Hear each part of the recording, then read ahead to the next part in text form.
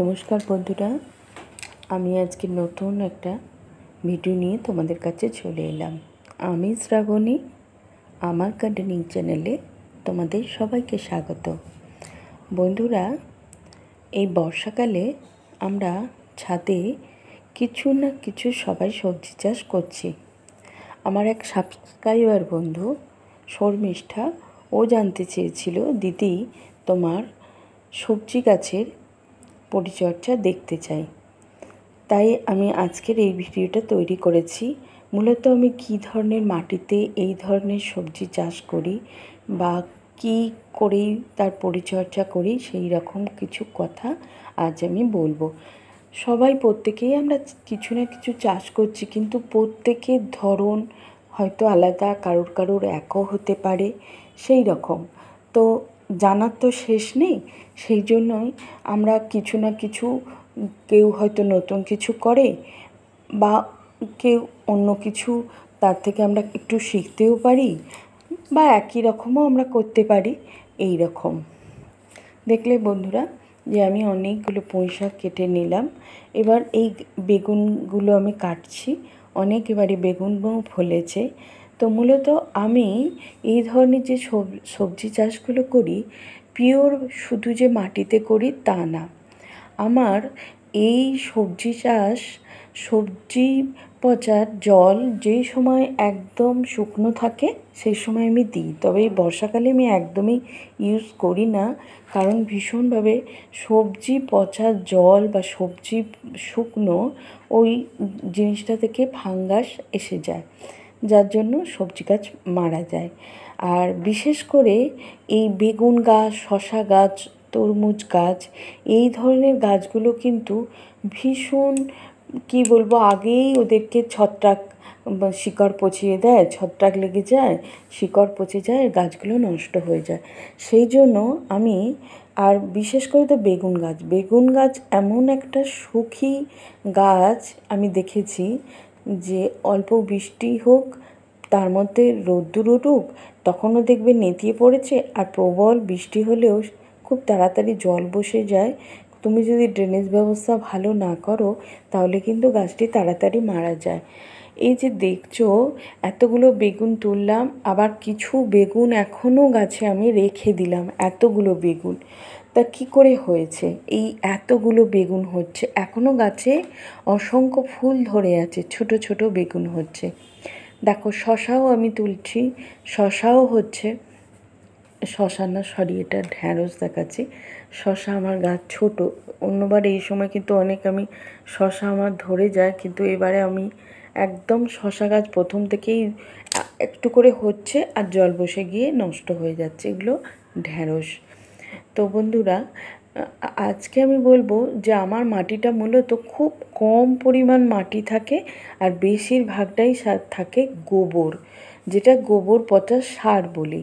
তোমরা সেখানে vermi compost use করতে পারো, কাঠের গুঁড়ো ইউজ করতে পারো। তবে আমার কিছু কাঠের গুঁড়ো ওর সাথে মেশানো থাকে। কোকোপিট মেশাতে পারো অবশ্যই তোমরা, মাটি অল্প দিতে পারো। আবার দেখো, এর সাথে ঝাড় দেয়া যে এইগুলো থাকে, আবর্জনাগুলো, সেগুলো আমরা দিই। দেখো, করলাও হচ্ছে। এই গাছগুলো মূলত পড়েই হয়েছে, করলা দানা আমি বসাইনি, এগুলো পড়েই হয়েছে। দেখো, তার থেকেও তো ভালো ফলন হচ্ছে, কিন্তু ওই মাটিটা আমি এক প্রকার তৈরি করেছি। আর এই যে দেখছো, একটা বড় পাট গাছ, বিশাল বড় পাট গাছ, জানো, একদম ছাদ ছাড়িয়ে উপরে উঠে চলে যাচ্ছে, এত বড় পাট গাছটা হয়েছে। শুধুমাত্র আমি রেখেছি কেন জানো? এই যে মোটা একটা পাটকাঠি হবে, শক্ত, আমি দেখি কি করে হয়। তো আমি পাট গাছ যখন দানা ছড়িয়েছিলাম, সেখান থেকে তো গাছ হয়েছিল। আর এটা নিম গাছ, ওটা না, কিন্তু নিম গাছটাও পড়ে হয়েছে। এই মোটা পাট গাছের ওই যে কেন করেছি বলো তো, এইসব সবজি গাছের জন্য না খুব দরকার হয় বড় একটা শক্ত কিছু, ওই জন্য আমি পাট গাছটা রেখেছি। আর এদিকে ওইদিকে কুমড়ো গাছ আমি করেছি, লাউ গাছ, চাল কুমড়ো গাছ। সমস্ত মাটিটা কিন্তু ওই বরবটি গাছও আছে, তো কলমি শাক আছে, লাল শাক আছে, এই সমস্ত আমার সবজির গাছ কিন্তু বেশিরভাগটাই আমার গোবর সার দিয়ে তৈরি। মাটি থাকে অল্প, কিছুটা অল্প থাকে কাঠগুঁড়ো মেশানো থাকে। এত অসম্ভব হালকা একটা মাটি তৈরি হয়, আর যেটা এই হালকা মাটিটা আমাদের সবজির জন্য খুবই দরকার লাগে। তবে এর সাথে তোমরা পাতা পচা সারও দিতে পারো। আমি তো তোমাদের অনেক আগে, দেখো ছোট্ট ছোট্ট চাল কুমড়ো ধরেছে, অনেক আগে তোমাদের আমি একটা পাতা পচা সার কীভাবে তৈরি করবে সেই ভিডিও দিয়েছিলাম। অনেকেই তোমরা ভালোবেসেছো, সেই ভিডিওটা দেখেছো। তো পাতা পচা সারও আমার 2 বস্তা থাকে, আমি সেটাও মেশাই অল্প অল্প করে। অত্যন্ত ভালো কাজ দেয় সবজি পচার জন্য, এই সবজির চাষের জন্য। আর সবজি পচা জল সবজির জন্য তো খুবই দরকার, কিন্তু এই বর্ষাকালে একদম না। দেখো এই চাল কুমড়োটা হয়েছে, এটা 2 দিন বাদেই আমি হয়তো কেটে নেবো এটাকে। অত্যন্ত তাড়াতাড়ি বাড়ে চাল কুমড়ো। তো তোমাদেরকে আমি জানিয়ে দিলাম যে আমি এইভাবে পরিচর্যা করি।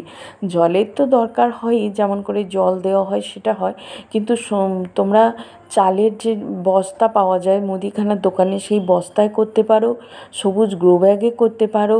এই ধরনের জিনিসে কিন্তু খুব ভালো সবজি চাষ হয়। সবজি চাষ তোমরা খুব সহজেই করতে পারো। মাটিটাকে হালকা করতে হবে। আর কী জন্য সেটা হালকা করবে, দেখো আমি এই এতগুলো ট্রে আজকে নিয়ে এসেছি, ফলের ট্রে। তো এই ট্রেগুলো কি হবে, এতগুলো ট্রে ছাদের মধ্যে, সেই ভিডিও তোমাদেরকে আমি পরে দেখাবো। তোমাদেরকে মেনলি আমি বললাম যে আমার বেশিরভাগ মাটির মধ্যেই থাকে গোবর সার, অল্প থাকে মাটি, আর থাকে কাঠগুঁড়ো। তোমরা কাঠগুঁড়োর পরিবর্তে অবশ্যই কোকোপিট মেশাতে পারো। অল্প মাটি দিলেই হবে। আর এই সবজির এতে তোমরা যে ছাদের মধ্যে পাতা টাতা পড়ে থাকে সেগুলো মেশাতে পারো মাটির মধ্যে, কোনো অসুবিধা হবে না। আর দেখলে যে ছোট চালের বস্তাও আমি নিয়ে এসেছি, আমি ওইগুলোতেও করি। আর বর্ষায় দেখো কিছু ডাল এত বেশি হয়ে গেছে, কিছু গাছের ডাল আমি কেটে বাদ দিয়ে দিলাম। নাহলে ছাদের মধ্যে রোদ্দুর তো হচ্ছেই না, রোদ্দুরে না আসলে ছাদের মধ্যে বৃষ্টিতে শ্যাওলা হয়ে যাচ্ছে নিচেটা, ওই জন্য অনেক আমি করলাম, গাছ কেটে দিলাম। আর এগুলো দেখো তুলসী গাছ এত বেশি, প্রতি টবে তুলসী গাছ হয়ে গেছে। সেই তুলসী গাছকে তুলে এক জায়গায় জড়ো করলাম, কারণ ওই তুলসী গাছগুলো বিশাল আকার নিয়ে নিচ্ছে, আর অন্য গাছগুলো আমার চাপা পড়ে যাচ্ছে। ওই জন্য তুলসী গাছ, প্রচুর তুলসী গাছ, বৃষ্টি হচ্ছে যেহেতু আমি তুলে সরিয়ে দিলাম, অন্য একটা প্যাকেটের মধ্যে সব করে দিলাম।